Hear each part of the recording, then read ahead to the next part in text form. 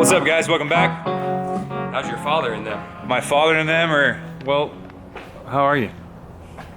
Looks like he's doing pretty good. Okay. A little goofy looking, but he's all right. Yeah, we can work on that. Yeah, put a little makeup on him. Yeah. Today, we are starting on our 1968 Power Wagon. So this is a W300, pretty rare truck. It's got a slant six in it, 4-speed on the floor. It's actually beautiful. Yeah, it's actually a really nice truck. But this customer has not been satisfied with how this thing cruises down the road. He's driving it in the city. He has an office, which you gotta take the highway for 30 minutes to get there. I think this thing does like 40 or 45 miles an hour. It's not a great highway rig. It's got an old 916 Power King on it. Those are really good at getting flat spots on them. It doesn't drive very fast. It doesn't brake very good. It's really hard to put this thing through traffic. So he came to us and said, I'd really like to make a daily out of this truck, and I'd really like to have a Cummins in it. Yep. So what can we do to make this thing a more user-friendly daily driver? And so we came up with a plan. We've got a fresh 12-valve Cummins that we built for it, rotary pump, first-gen style, like your 88, 89 to 93. Really simple little pump, really good fuel economy. Nothing special? No. Oh, well, I mean, it's got good parts. It's got a steed speed, a K27, Yeah. small injectors. We'll be able to make 350 horsepower out of it, which will move this truck down the road way faster than any one of these ever ran. Yeah. It's got a built 47RE transmission going behind it, anteater controller from Firepunk Diesel, which y'all seen us use multiple times. They work really well. So it's a standalone unit you can tune with multiple modes, overdrive off, lock up early and second gear, all that stuff. The valve body set up right. And it's got a pair of old Dana 70 axles that are in it that have really low gears, numerically high gear, but low as far as how quickly it will move down the road. And so to get the RPM and everything right and to move up to modern brakes, we're gonna put late model 1-ton axles under it. Yep. Well, 90s. Yeah. Kingpin Dana 60 in the front, 35 spline outers. It's fresh ring and pinion and The whole bearings set. and the whole deal. The rear axle is a Dana 70, matching 355 gears, Yep. Posi-Track rear. We haven't decided on a wheel and tire. It's going to involve us trying to find either a steel wheel and a nice center cap, or maybe we go with a little bit more modern wheel. It's got a nice paint job on it, so Yeah, it's something that you can get away with a modern wheel and The tire. customer is kind of after more of a modern. Wheel and tire. Yeah, I think it would look sweet with steel wheels and the hubcaps, but you know, it'll look good too with the modern wheels. So the cool thing is, once we swap in the 8-lug axles, I'm probably gonna take a 37, put it on there, and at least go, Yeah. okay, that works or it doesn't work or whatever. I'm betting this thing looks pretty Oh. cherry on a 37 It's inch gotta tire. look, yeah, it's gotta look killer. So these 916s, depending on what brand they are, they typically land anywhere from about 34 to 36 inches tall. So imagine maybe a little bit more tire than what's on it. And I mean, the truck's hiked up pretty good. It I could also use a little more found- tire. I found a 36 by 11 TSL, but I don't know if the customer wants the vintage tire, but I just know what that would look like on the mat coming through like a mud hole. Bro, imagine. Yeah. You're bar ditching through a mud hole.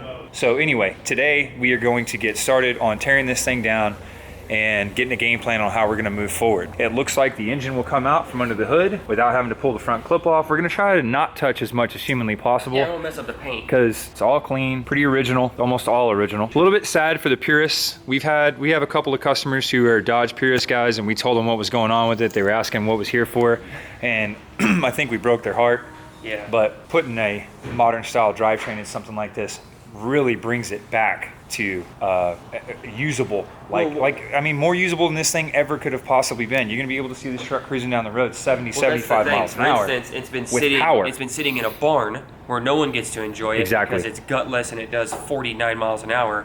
Now people are fixing to drool as it goes down I-10 in Yeah. the fast lane, and everyone can appreciate it. Well, and sometimes having something cool and old doesn't mean that, you know, you're trying to preserve it and you're trying to appreciate it. It doesn't mean that you just bring it out once or twice a year to put it 40 miles an hour down the road and you know. Yeah, in a parade. Yeah, that there's certain stuff that, you know, you leave like that. Yeah. And this just isn't one of those times where we're gonna do that. So hopefully y'all are gonna dig this project. I think it's gonna be super cool. I love taking old trucks like this and bringing them back to a modern setting where you can daily drive it, or throw your family in it and cruise the thing to town, or go to a different city in it, or daily drive it. It's just invaluable to be able to do that. You're the only one who's gonna have one. One thing I do want to add, we didn't mention, is this is PTO winch off the transfer case. Mm-hmm. We're leaving the factory transfer case in this because it's divorced. meaning that it's not married to the back of the transmission. So we're still putting a four-wheel drive style transmission in it with a little stubby shaft, but it's keeping the factory T-case, which is plenty strong, and we still get to use the OE winch. So like, we're not taking anything away from this. Exactly. It's not like we're having to neuter the thing to make it cool. It's you're putting a more It'll be reliable, fully functional still. I bet the truck gets about 20 miles to the gallon. We'll get more in depth on what specifics are as we're putting them into the truck, maybe tell y'all what we did to the engine, the transmission, those types of things. We're gonna get after it. We got Brian, who's gonna just start slaying on this thing. So his first item this morning is gonna be to drain the fluids and start working on getting the transmission and stuff out. We're gonna separate the trans off the back of it, then pull the motor up out of the front, hopefully without touching anything. Maybe have to pull the front bumper off so we can get in there tight. Not exactly sure, but we're flying by the seat of our pants as far as that goes, doing the best we can to take care of all the original sheet metal and all the original parts that are on this truck. So let's get started.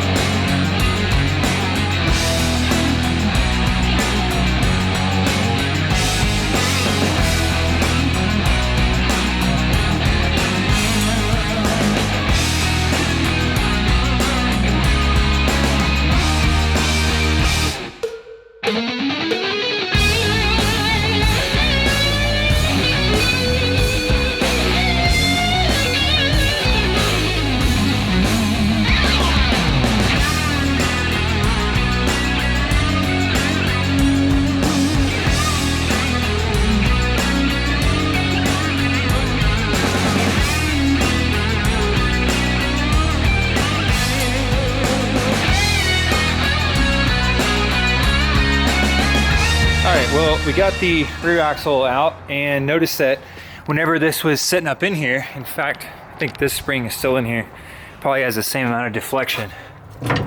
This is what the bushings look like on the springs. Not good. So the springs themselves appear to be pretty stout as far as the inside diameter of some of this stuff, but the shackle on the back of this is actually worn really badly. So we're gonna have to figure out what we're gonna do about this moving forward. I think from the factory, this thing had bronze, pretty sure it's bronze and not brass, bushings that went into the eyelets of the spring. They had a zerk fitting that was on the end of the bolt, and you'd grease it and it'd pass through this little hole right here and this little machine slot, and it would push grease up in between this pivot pin and the bushing that was here, and that's what lubricated the spring eye. Now, these have been worn out for a really long time, and we are basically at a point where we're gonna have to figure out what we're gonna do about fixing this. And I don't know how easy or difficult it is to get a shackle assembly like this. You can see that that's in really, really bad shape. Very, very ovaled. That's just not good. I would imagine the pins are probably worn decently. That one's got a terrible little crook to it there. This is actually missing quite a bit of material off the edge of it. So at this point, looks like we may be fabricating some shackles or figuring out something to move forward with this thing. At least need bushings and pins for the front side of the spring if they're good. And then we're gonna have to address this and get this piece apart and see what the spring itself looks like also. Not exactly sure which way we're headed at this point, but as soon as I know what we're gonna do, I'll let you know.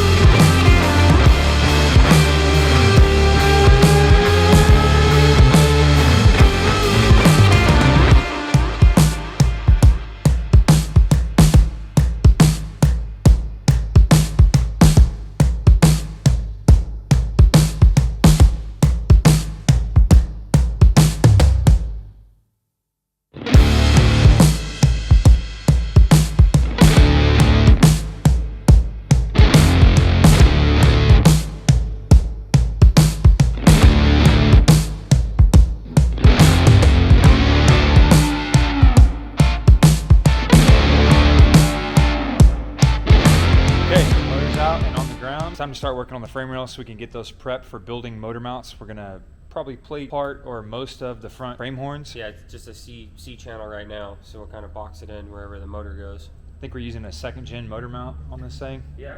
Which we're playing with a couple different ways of mounting the mounts. There's 2 different styles, like a long and a short, and so we're floating them around on the side of the block trying to figure out what the best orientation is going to be. Motor mounts look like this. So they're round, they're available, you can get them, and you can kind of flip them a little bit. Yeah. Since the, you know. So we're playing around. We ordered a couple different styles of mount to see which one is going to work the best in this frame rail.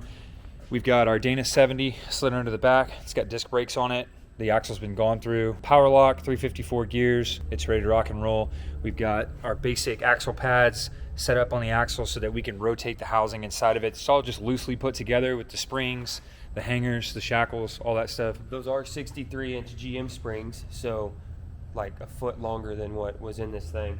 And that's a U-bolt flip, you know, so it looks clean underneath there compared to what we had originally. So that's ready to rock in the back as far as getting pinion angle and stuff set. The front's got a Kingpin 60. These are out of a 1st-gen Cummins truck. That's what these are. They've been gone through and freshened up from one end to the other, and they're ready to rock and roll. So we've got them sitting on jack stands. We're going to locate the axles, get them centered under the front and the back, try to make as many of the right moves as possible now ahead of time, because we've got a few things to consider. There's a PTO shaft and its carrier that's up front that has to run, and a lot of that is on the same side of the truck or a lot of the busy work is on the driver's side of the truck, which is the gearbox, steering shaft, the crossover or not, PTO shaft. There's a lot of stuff that's real busy on that side.